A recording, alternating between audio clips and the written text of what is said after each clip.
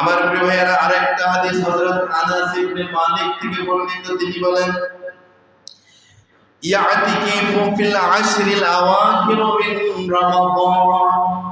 বরাবরই আল্লাহর নবী রমাদানে ইতিকাফ করেছেন, শেষ দশকে ইতিকাফ করতেন। ফালাম ইয়াতাকিফ আমান ফালাম্মা কানা ফিল আমিল মুকবিল ইতিকাফ 20। এক বছর আল্লাহর নবী একটা বছরে তিনি শেষ দশকে ইতিকাফ করতে পারেন নাই। আল্লাহ রাসূল সাল্লাল্লাহু আলাইহি ওয়াসাল্লাম পরের বছর যখন আসলো, তিনি এই বছরের ইতিকাফের 10 দিন গত বছর করতে পারলেন না, এজন্য 10 দিন আল্লাহর রাসূল 20 দিন একটানা ইতিকাফে অবস্থান করেছে। সুবহানাল্লাহ।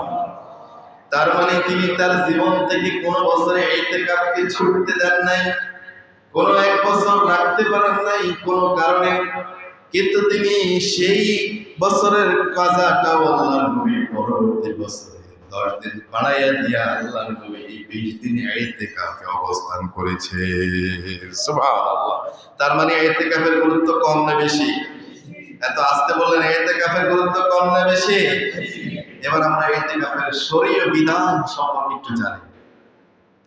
ইতিকাফের শরীয়ত বিধান হলো রমাদানের শেষ 9 দিন অথবা 10 দিন ইতিকাফে বসা হচ্ছে সুন্নাতে আলাল মুআক্কাদার কিফায়া। সুন্নাতে মুআক্কাদা আলাল কিফায়া, যেমন জানাজার নামাজ যে পড়েন, জানাজার নামাজের শরীয়ত বিধান হচ্ছে এটা কি বলেন, এটা কি জানাজার নামাজ পড়া কি ফরজে কিফায়া।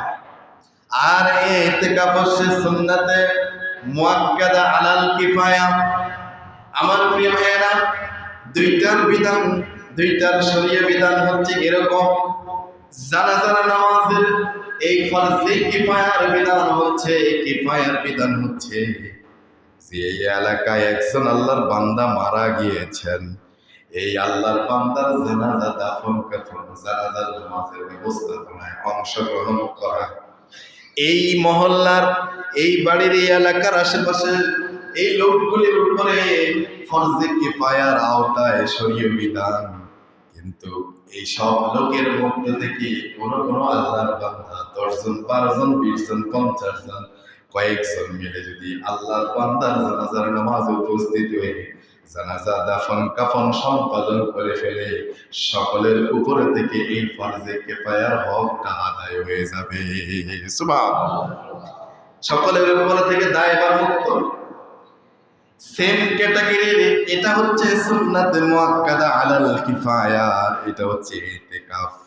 মাহে রমাদানের শেষ দশকের ইতিকাফটা হচ্ছে এই বাস টার্মিনালের, এই জামে মসজিদের মুসল্লি যারা আছে, এই মহল্লায় যারা আছে, প্রত্যেকের উপরে এটা হচ্ছে সুন্নাতে মুআক্কাদা আলাল কিফায়া, শরীয়ত বিধান।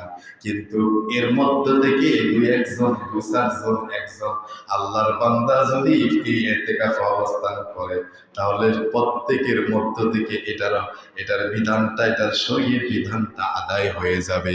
যদি এলাকার ভিতরে এই জুম্মার মসজিদে যদি একজন আল্লাহর বান্দা যদি ইতিকাফে অবস্থান গ্রহণ না করে, তাহলে সুন্নাতে মুআক্কাদা আলাল কিফায়ার এই বিধান, এই হুকুমের জন্য এই এলাকাবাসী প্রত্যেক মুসলমানদেরকে আল্লাহর কাছে গুনাহগার হিসেবে সাব্যস্ত হবে। কথা বলে ঠিক কিনা?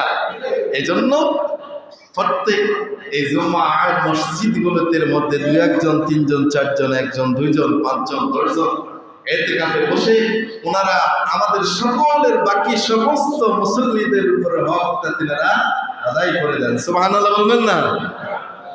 আমার প্রিয় ভাইয়েরা, কেউ যদি পালন না করে তাহলে সবাই গুনাহগার হওয়া লাগবে, আর কেউ যদি পালন করে সবার মাফ। ঠিক আছে কথা?